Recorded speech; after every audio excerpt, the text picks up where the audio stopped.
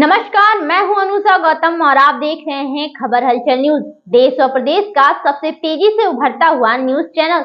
आइए रुक करते हैं खबरों की ओर। भाजपा के खिलाफ जनता का गुस्सा 7वें आसमान पर है। अखिलेश यादव की जनसभा में उमड़ा जन सैलाब। अखिलेश यादव अयोध्या के मवई पहुंचकर जनसभा को संबोधित करते हुए कहा कि भाजपा ने अमीरों के कर्ज माफ किए हैं। हमारी सरकार बनी तो गरीबों के कर्ज माफ करने का काम करेगी। हमारे युवाओं ने मेहनत की, तैयारी की, सालों तक लगे रहे। हम उन्हें नौकरी देने का काम करेंगे। लेकिन दुर्भाग्य है कि पेपर लीक हो गया, उनकी मेहनत पर पानी फिर गया। नौजवानों को भाजपा सरकार नौकरी नहीं दे पा रही है। किसानों की बोरी में उन्होंने 4 किलो खाद चोरी कर ली। फिर से सरकार आए तो ये 10 किलो चोरी कर लेंगे। बोले भाजपा काला कानून लेकर आई है। अखिलेश बोले भाजपा किसानों की आय दोगुनी करने की बात करती थी, लेकिन ऐसा आज तक कुछ नहीं हुआ। आज तक कितने किसानों की आय दोगुनी हुई? सिर्फ बीजेपी वालों का विकास हुआ है। भाजपा काले कानून लेकर आई है। जो महंगाई बढ़ाई है उसे आप जानते ही न होंगे। मोटरसाइकिल 5 साल पहले कितने में आती थी? डीजल पेट्रोल कितना महंगा कर दिया। जो पैरासीटामॉल 500 mg में आती थी, आज वह 650 mg वाली काम कर रही है। खाकी वर्दी वालों को तो जबरदस्ती वैक्सीन लगवा दी थी। जिन्होंने लगवाई है उनको दिल की बीमारी जल्दी हो रही है। भाजपा ने सबसे चंदा वसूल लिया, इसी वजह से महंगाई है। यह लोग बड़ी बड़ी बातें कर रहे हैं। परिवारवाद ये पीडीए ही मेरा परिवार है। वहीं दरियाबाद विधानसभा क्षेत्र को सपा से जीत दिलाने के लिए स्वर्गीय राजा राजीव कुमार सिंह के पुत्र रितेश सिंह रिंकू भैया अपने समर्थक अंकित श्रीवास्तव, गुरु प्रसाद यादव, शकील अहमद, डॉक्टर अजीत सिंह, राधेलाल यादव के साथ सैकड़ों की जनसंख्या में पहुंचे। मंच पर राजा रितेश सिंह का स्वागत किया गया। अयोध्या भारत की राजधानी बने। अयोध्या से संदेश सकारात्मक राजनीति का जाए। अयोध्या का संदेश मिली जुली संस्कृति का, एक दूसरे के प्रति प्रेम बढ़े और ऐसा वातावरण बने कहीं भय की जगह न हो। लेकिन भारतीय जनता पार्टी ने लगातार नकारात्मक राजनीति से भय का माहौल, डराने का माहौल पैदा किया। मुझे उम्मीद है अयोध्या के वासी इस बार अपने सबसे पुराने नेता आदरणीय अवधेश प्रसाद जी को चुन करके अयोध्या के विकास को और ऊंचाई तक ले जाने का काम। दूसरा है कि 4 चरण बीत चुके हैं, 5वां चरण आ गया है। कहाँ देखते हैं आप अपने आप को? देखिए, जो भाजपा ने झूठ बोल करके जिस ऊंचाई तक पहुंचे थे, अब वो ढलान पे आ गए हैं और नीचे जाते जा रहे हैं।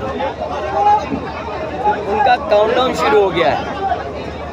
जनता उनकी कहानी नहीं सुनना चाहती और उनके जो पुराने घिसे पिटे डायलॉग है उनको भी नहीं सुनना चाहती।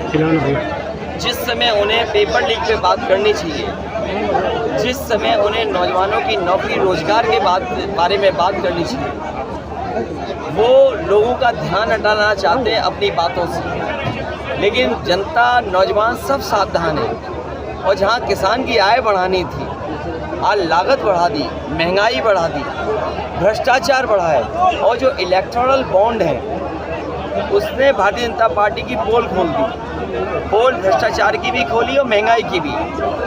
जिस कंपनी से इन्होंने अगर चंदा लिया है तो स्वाभाविक है वो मुनाफा कमाएगी, और जब मुनाफा कमाएगी तो स्वाभाविक है महंगाई बढ़ेगी।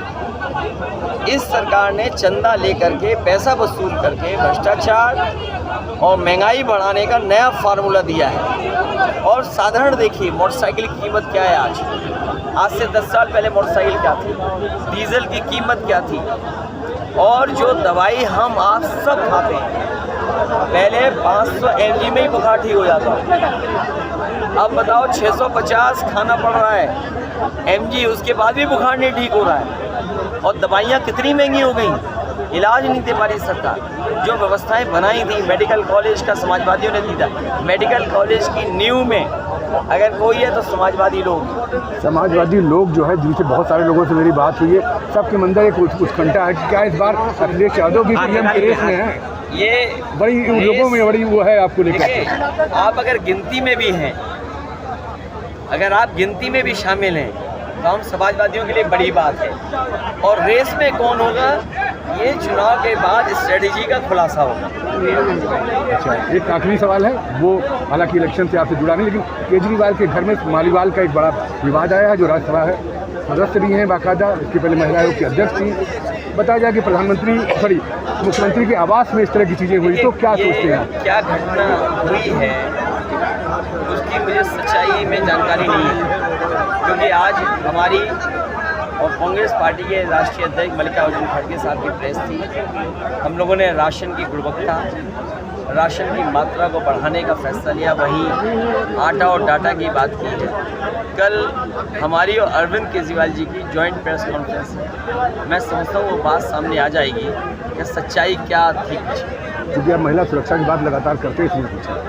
महिला की सुरक्षा विषय है, लेकिन जो ये विषय एक ही पार्टी के बीच का है और एक ही पार्टी की सांसद है, एक ही पार्टी से वो संबंध रखती है, क्या कारण रहा होगा जिसकी वजह से ये बात सामने आई है, वो तभी जान सकते हैं जब हम जानकारी कर लें। अभी मैं उस पर टिप्पणी नहीं कर सकता हूँ, लेकिन महिला सुरक्षा में तो आंकड़े जो बताते हैं उत्तर प्रदेश सबसे पीछे खड़ा है। एक आखिरी सवाल, अब चूँकि आप इलेक्शन के नज़दीक हैं और आप दावा भी कर रहे हैं कि सरकार बनने की स्थिति में है इंडिया गठबंधन, तो क्या कॉमन एजेंडा कोई बनेगा इस तरह का? देखिए, हमारा विजन डॉक्यूमेंट है, नहीं अलग अलग पार्टियों का अलग हमारा विजन डॉक्यूमेंट है, कांग्रेस पार्टी का मैनिफेस्टो है, लेकिन बहुत सारे बिंदु इसमें कॉमन हैं। किसानों का कर्ज माफ़ होना, माताओं बहनों को लखपति बनाना, बच्चों को नौकरी देना, 30 लाख जो जगह खाली है उनको देना, जाति जनगणना कराना, सामाजिक न्याय की बात करना, जिनके साथ आरक्षण में भेदभाव उनको आरक्षण दिलवाना। मैं समझता हूँ हम सबका लार्जली जो घोषणा पत्र है वो एक सा है, और जब बहुत सारे घोषणा पत्र हैं तो जनता को तो वन ऑफ द बेस्ट चीज़ मिलेगी, क्योंकि बहुत सारे आइडियाज़ हैं। यहाँ ऐसा नहीं कि एक व्यक्ति की मनमर्जी से सब कुछ चल रहा हो।